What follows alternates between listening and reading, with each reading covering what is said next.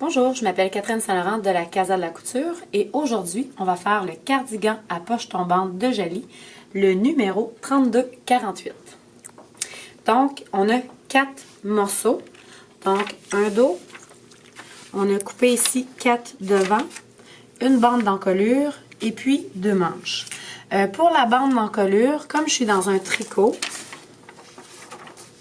je suis venue mettre un entoilage collant à l'endos. Donc, pour la première étape, on va prendre nos morceaux devant ici, qu'on a coupés 4 fois, puis on va les placer endroit contre endroit.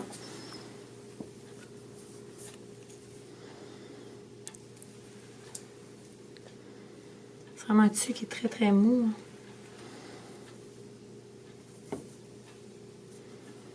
Puis on va venir fermer le côté courbe. Là, c'est sûr que c'est tout. Donc, ce côté-ci, à la surjeteuse.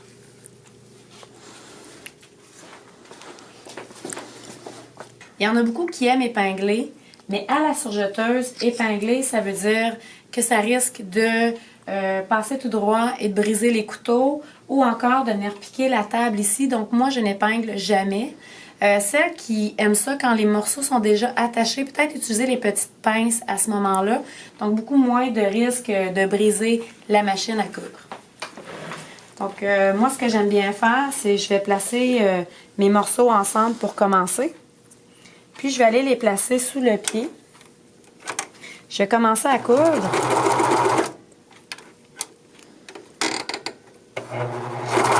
Et un coup qu'ils sont sous les aiguilles, là, je vais placer mes morceaux ensemble.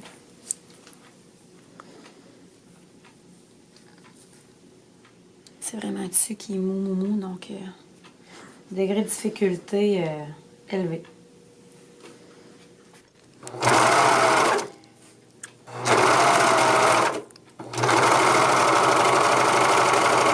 J'ai diminué la pression du pied parce que ça gondole. Fait que le tissu a de la difficulté à souffler sous le pied parce qu'il y a trop de pression. Parce que c'est un tissu qui est très, très, très mou. J'ai augmenté le différentiel.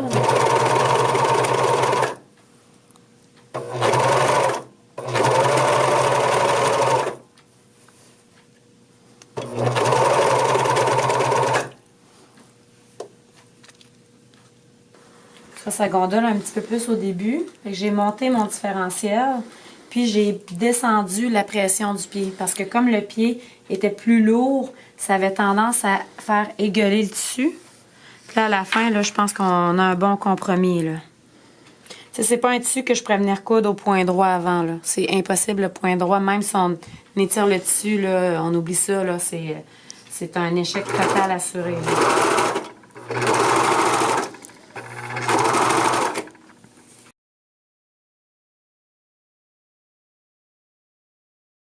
Prochaine étape, on va poser la bande d'encolure au niveau du dos. Donc, on va ouvrir notre dos. Et puis, sur l'envers, on va venir coudre notre bande d'encolure. Envers, endroit contre envers. Donc, ça, c'est l'envers de la bande d'encolure. J'ai ajouté un entoilage thermocollant, donc c'est pour ça que c'est noir. Puis, on a l'envers du tissu. Donc, à 1/4 de pouce. Je vais venir le coudre. Puis, le fait d'avoir mis un entoilage, c'est qu'il étire moins. On a un tissu qui est très, très, très, très mou. Si je n'avais pas mis d'entoilage, on aurait eu des belles vagues. Le point droit n'aurait pas tenu.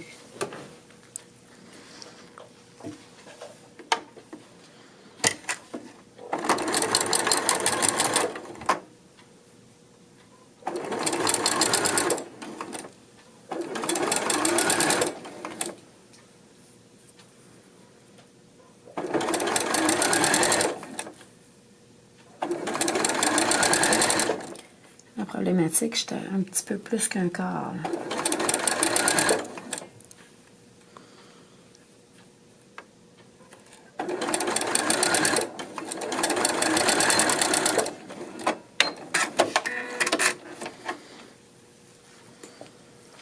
Comme j'étais un peu plus d'un quart, je vais venir recouper parce que sinon j'en aurais pas assez pour venir la manger comme l'autre morceau.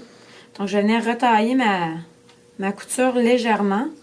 C'est ça, je pourrais découdre puis recommencer. mais aussi je peux venir couper, ce qui va amincir ma valeur de couture, puis qui va me permettre de pouvoir venir bien la manger tantôt.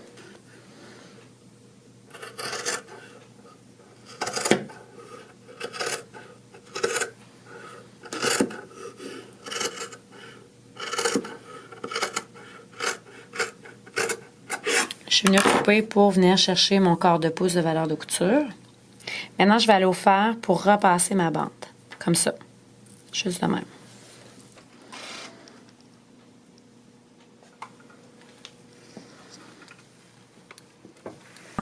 Donc, je viens replier ma bande. Là, on voit, c'est l'endroit. Je viens replier ma bande sur la couture. On voit le petit point.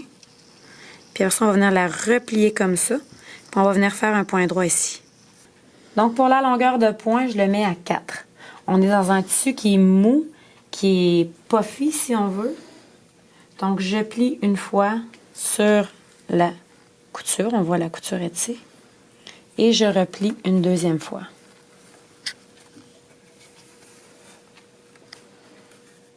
Donc, c'est sûr que c'est épais. Je vais avoir un petit peu de misère pour partir.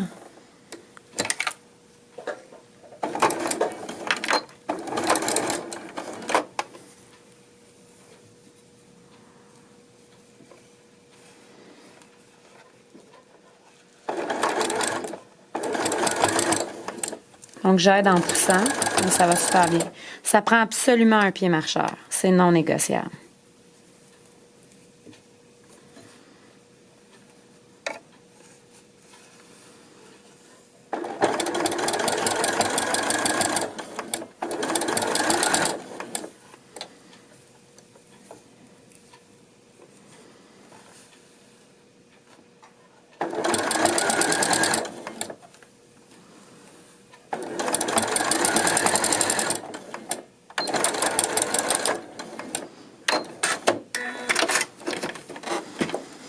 Et voilà.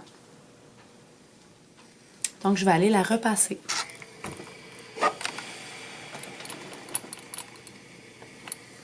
Tadam!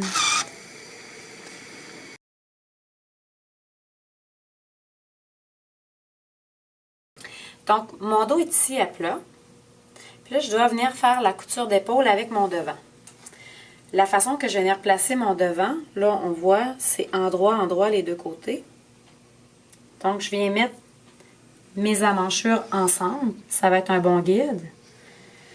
Mais là, je ne peux pas venir coudre ça comme ça parce qu'il faut que mon devant vienne manger ma couture d'épaule.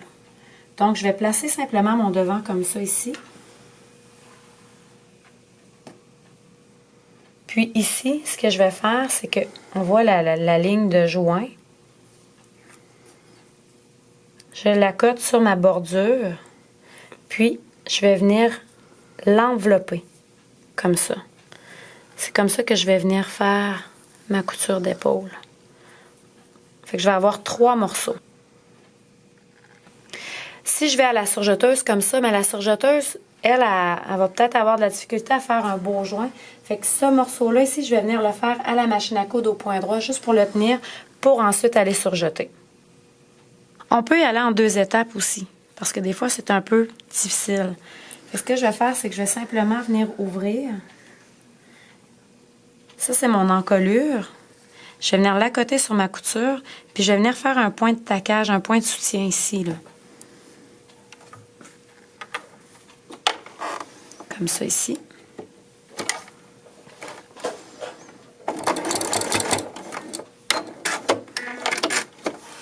Fait que là, il ne peut pas bouger. Il est sur ma ligne. Il ne peut pas bouger. Fait que là, je vais rabattre mon devant comme ça. Là, c'est toujours, je vais essayer de vue de haut comme ça, là. Ça, c'est une partie devant. Ça, c'est une partie devant. Puis ça, c'est mon dos. Fait que là, ça mange mon encolure dos.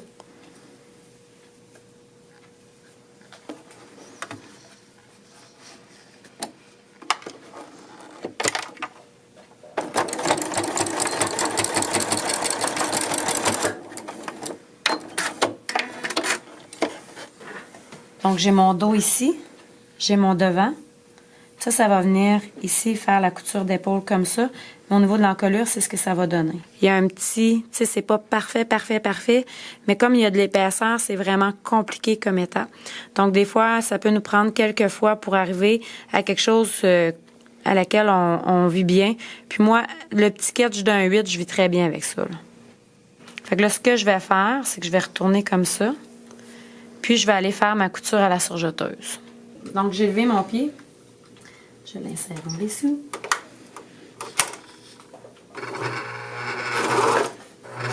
Donc, quand c'est sous les aiguilles, je prends mes 3 morceaux.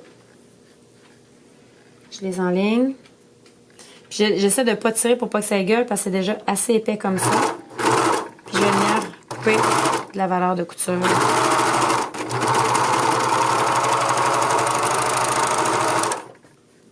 Donc, si je retourne,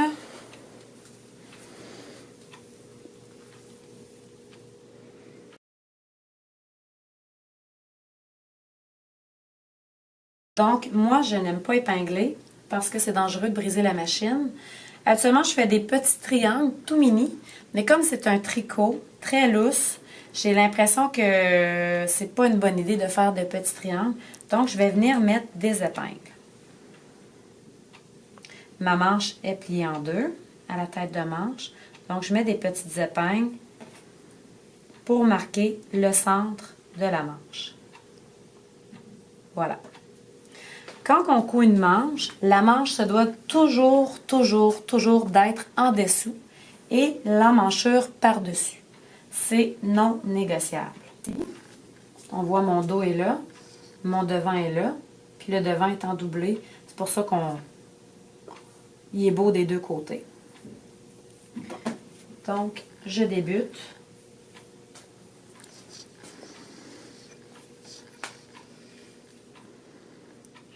Pour celles qui aiment épingler, vous pouvez mettre des petites pinces. Mais je vous déconseille fortement les épingles. Donc, moi, je viens rentrer mon matériel sous les aiguilles. Ma valeur de couture ici avec mon épingle. Puis, c'est ça, je vais avoir un petit peu plus de manches que d'emmanchure et c'est normal. Toujours au début, les deux vont ensemble sans faire boire.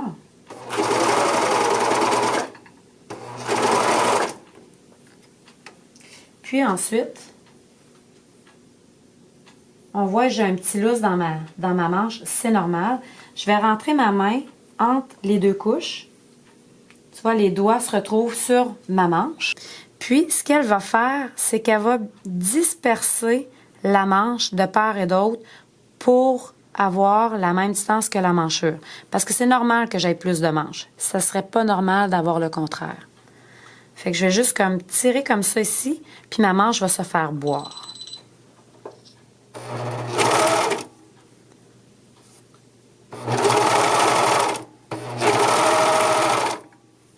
Et je vais enlever l'épingle. Là, ici, c'est sûr que j'ai plus de manches, fait que ça va être, j'ai comme pas de point de repère plus que la moitié est fait. C'est que je vais venir à la fin, je vais venir placer mes 3 épaisseurs parce que j'ai 2 devant, plus la manche. Je vais venir les placer ici, jusque là. Ici, habituellement, on ne fait pas boire. Puis là, ici, ça va être mon point de repère pour venir faire boire ma manche. Donc, je viens la placer comme ça. Puis en plus, il faut que je vienne la tenir sur le dessus. Puis j'ai une valeur de couture, donc ça va pousser. Donc, je vais venir l'aider à rentrer sous le pied. Donc là, c'est 3 épaisseurs à gérer. J'aurais pu aller faire un point de faux fil sur mes 2 devants, juste pour les aider à bien tenir ensemble aussi, là. C'est ce qu'on va faire pour l'option B, si on veut.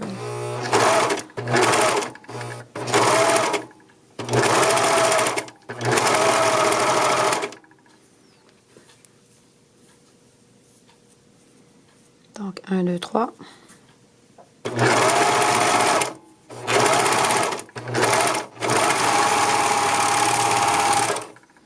Donc, j'ai une manche de poser. Puis, on voit que ici, là, la manche remonte, c'est parce qu'on l'a bu. Petit truc pour aider à coudre une manche avec l'emmanchure, c'est que je vais venir monter ma longueur de point au plus long. Puis je vais venir faire un point de faux fil pour tenir mes 2 morceaux du devant.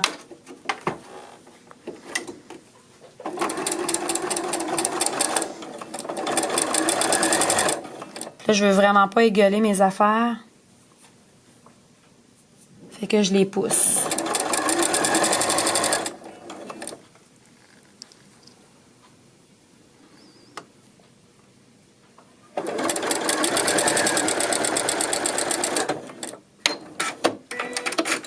C'est vraiment un point de soutien pour comme créer juste une épaisseur avec mes 2 devants. Donc, plus facile pour poser la manche.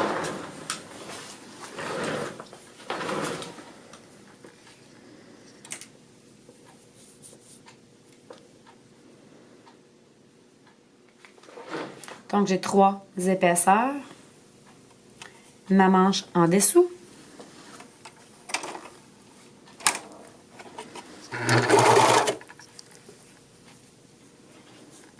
Ça, c'est important, je tire absolument sur rien. Mon premier bout, je fais rien boire.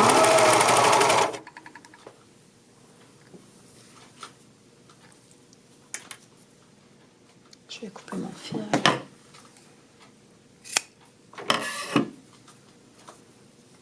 Ça s'en vient ici. Donc, on voit, si j'ai tout ça à faire boire, je rentre ma main entre les 2 couches. Elle se retrouve sur la manche. Je viens placer ma manche pour la faire boire.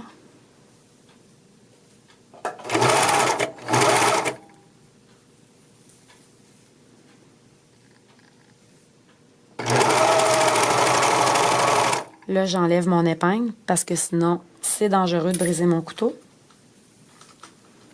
Je vais venir prendre la fin ici parce que la fin, je fais rien boire. Donc, mes 2 tissus sans les étirer. Point de repère. On voit que j'ai plus de manches que d'emmanchure. Je place ma manche pour venir la faire boire.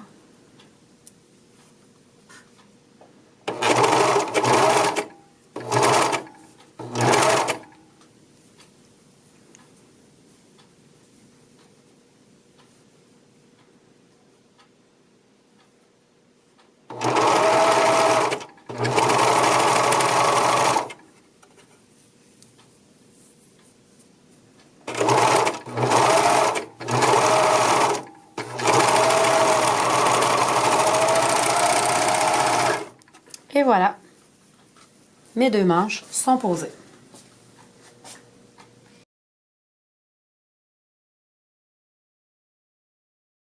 J'ai placé le morceau vêtement exactement comme il est montré sur le patron pour que ce soit plus facile à comprendre. Donc, à la base, on va venir plier la poche comme ça. Maintenant, les 2 morceaux, donc lui en surface et lui complètement en dessous, on va les enlever.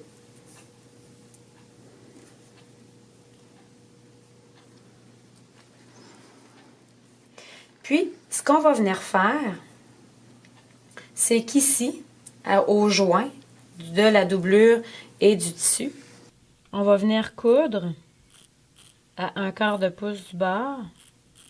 Puis ici, on va venir coudre à 1 pouce et 1/8. C'est sûr que comme la craie n'écrit pas vraiment trop subtilement sur le tissu, je vais simplement venir recouper en incluant le pouce 1/8 est là, donc en incluant la valeur de couture de mon surgile.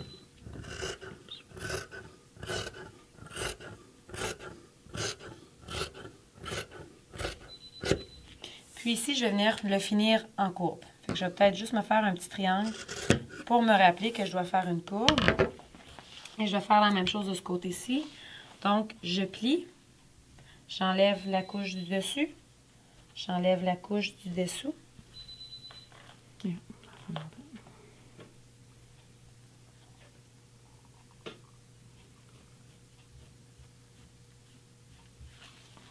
Je viens enlever la partie de trop.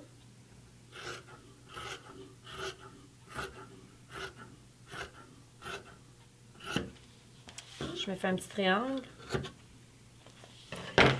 Donc, je vais venir coudre ça ici, en rond.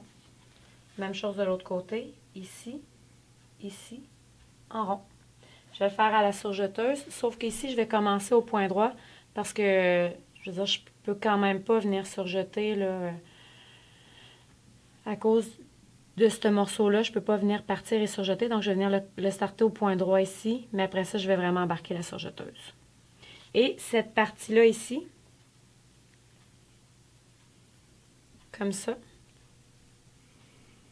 là, je vais simplement venir la coudre sans rien enlever.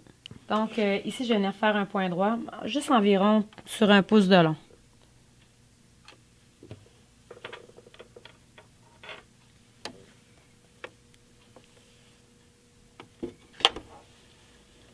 Donc, juste en haut de la valeur de couture.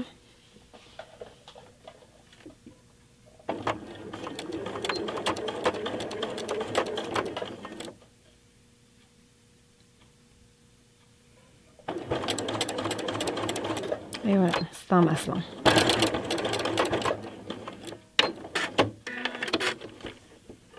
Je vais faire la même chose de l'autre côté.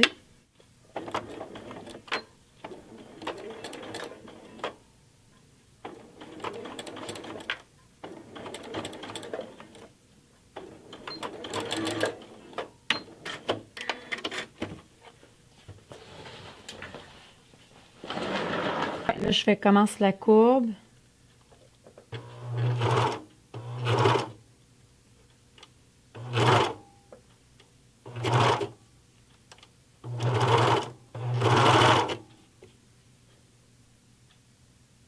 Je vais vous montrer comment faire un coin à la surjeteuse.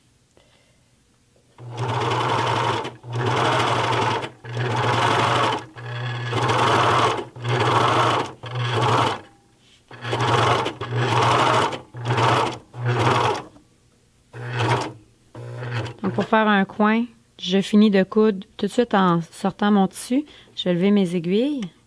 Je lève mon pied.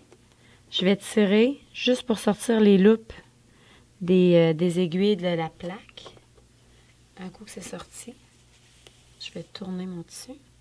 Je vais redescendre mon pied.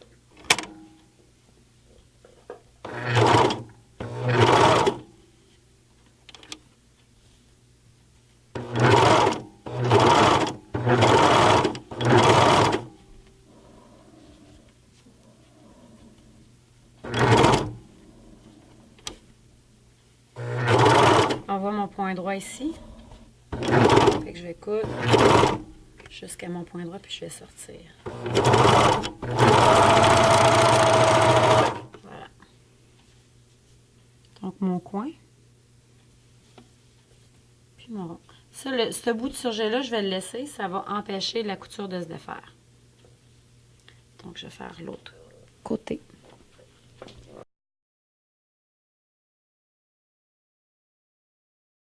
On avait plié ça comme ça ici, tantôt. C'était plié de même. On avait dit la couche du dessus, la couche du dessous. Ben, c'est ces deux couches-là ici que je vais venir joindre.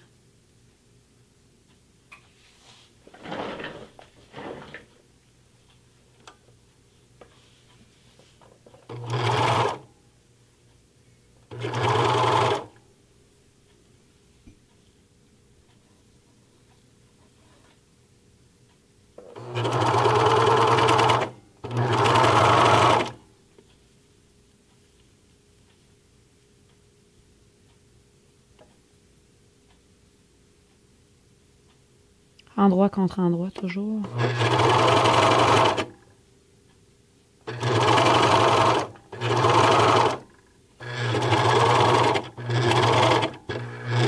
Puis je pourrais même venir barrer la couture. Un coup parti. Ce que je vais faire, c'est que je vais lever le pied. Je vais tirer légèrement. Je vais revenir. Je fais revenir le tissu comme ça. Je viens le remettre sous les aiguilles. Là, il ne faut pas que je coupe ma couture parce que sinon, ça débarre, si on veut. Je fais juste le côté sur le couteau. Et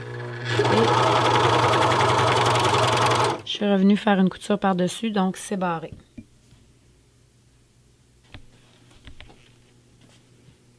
Donc, on a la poche qui est là. Voilà.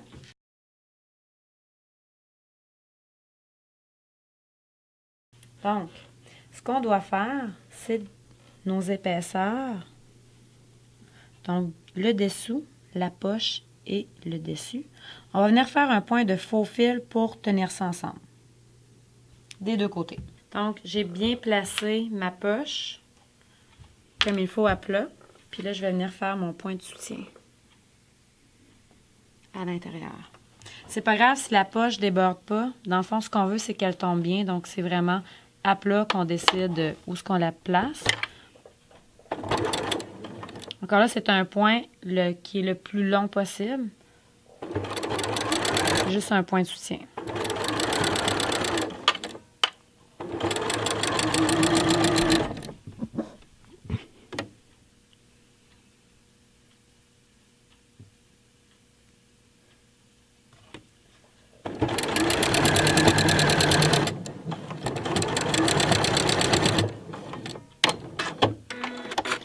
Et on fait ça des deux côtés.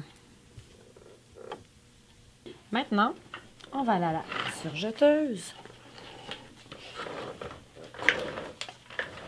On va prendre notre manche, endroit contre endroit.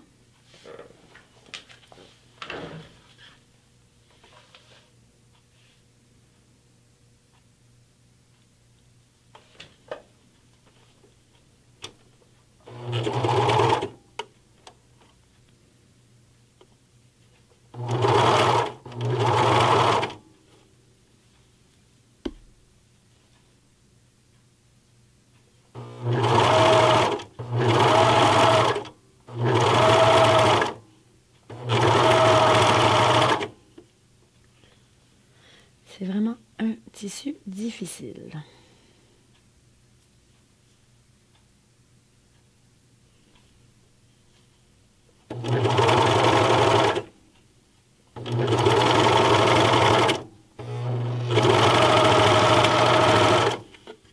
Quand je vais arriver au joint de la manche, je vais mettre un surjet par en haut et un surjet par en bas. C'est que quand le pied presseur va arriver sur les coutures, il va pousser la couture du haut, puis la couture du bas va l'arrêter, puis ça va faire un joint magnifique.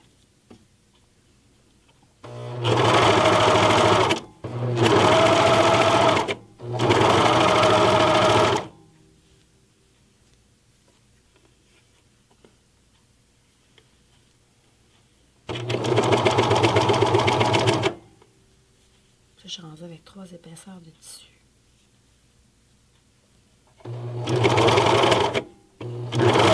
Voilà.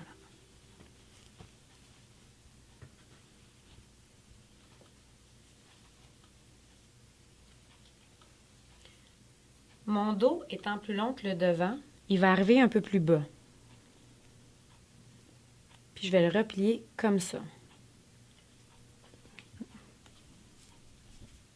Mais ce qu'on va faire, c'est qu'on va le laisser déborder parce que mon tissu est vraiment très mou, donc difficile.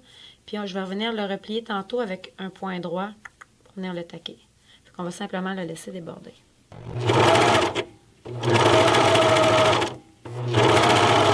J'ai vraiment pas le choix de couper du tissu pour avoir une belle couture.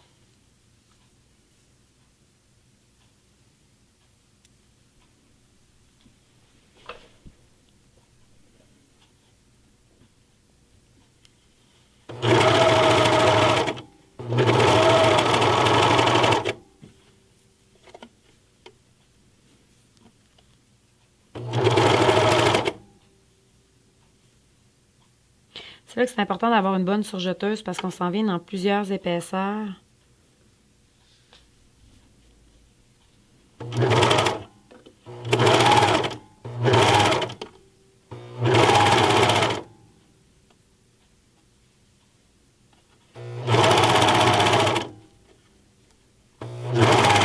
Fait que mon bas est à environ un demi-pouce 5/8 plus bas.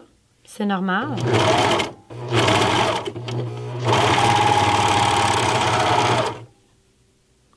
Ma couture est belle, tous les tissus sont là. Puis c'est que le bas ici, qui est plus long, le bas du dos, lui, on va le ramener comme ça ici, au point droit, puis on va venir le taquer. On peut le faire tout de suite.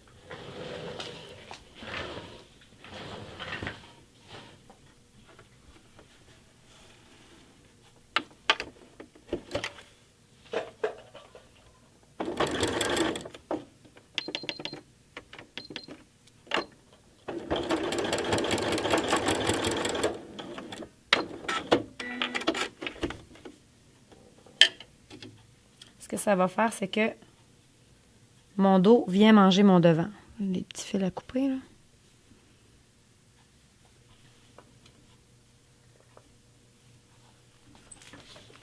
C'est que j'ai fermé ma manche et mon devant. Avec le dos. Donc, je vais aller faire l'autre côté maintenant.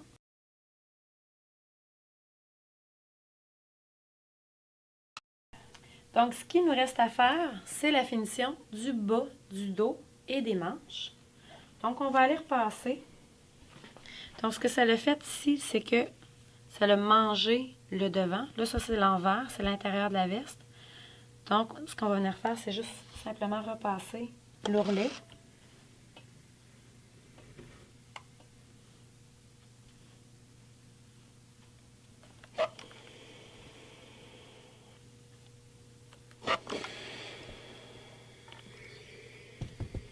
Il obéit bien. Puis, on va faire l'ourlet de la manche avec Jeannette. Donc, j'aime bien travailler avec la manche qui est à l'envers pour venir faire l'ourlet.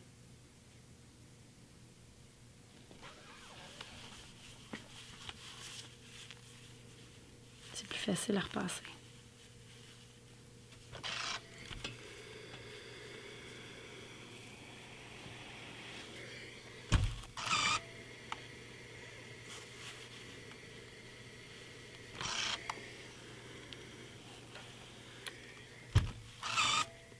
Pour faire la finition, je vais utiliser le point de recouvrement avec la recouvreuse.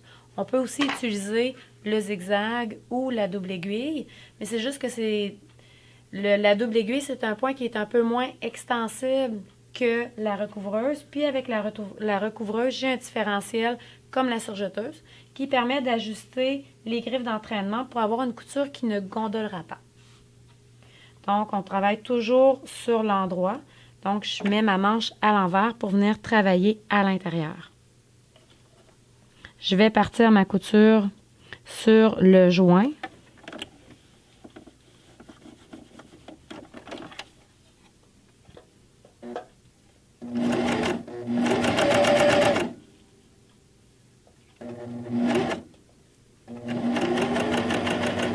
Ouh, un dessus qui bouge.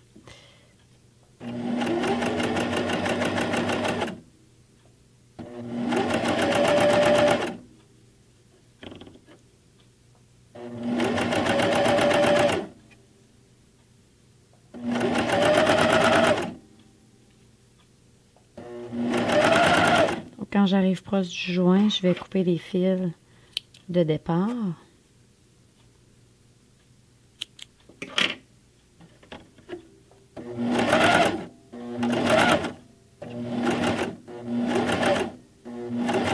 Puis pour terminer, je vais coudre environ 1 pouce sur le début de ma couture. Puis il va juste me rester à venir faire un petit point droit pour bloquer la couture.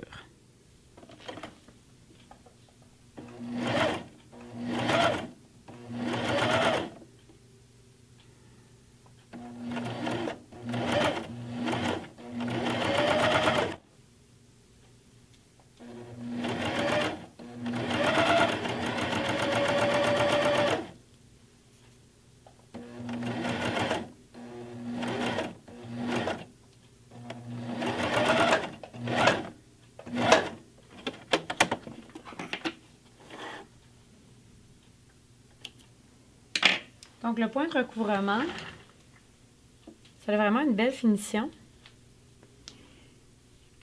C'est sûr, on ne voit pas beaucoup parce qu'il y a déjà du noir dans la couture. C'est un point qui est extensible. Fait que tout ce qui me reste à faire, c'est d'aller barrer mon point parce que c'est un point de chaînette. Donc, je pourrais tirer sur le petit fil qui est là. Toute ma couture se défrait.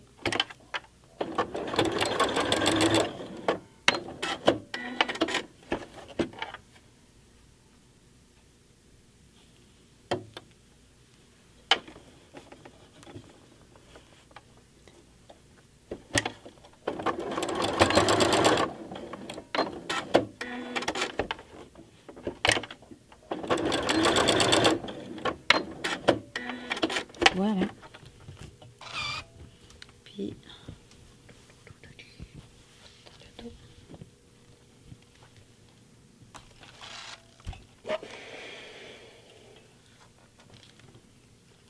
On essaye ça?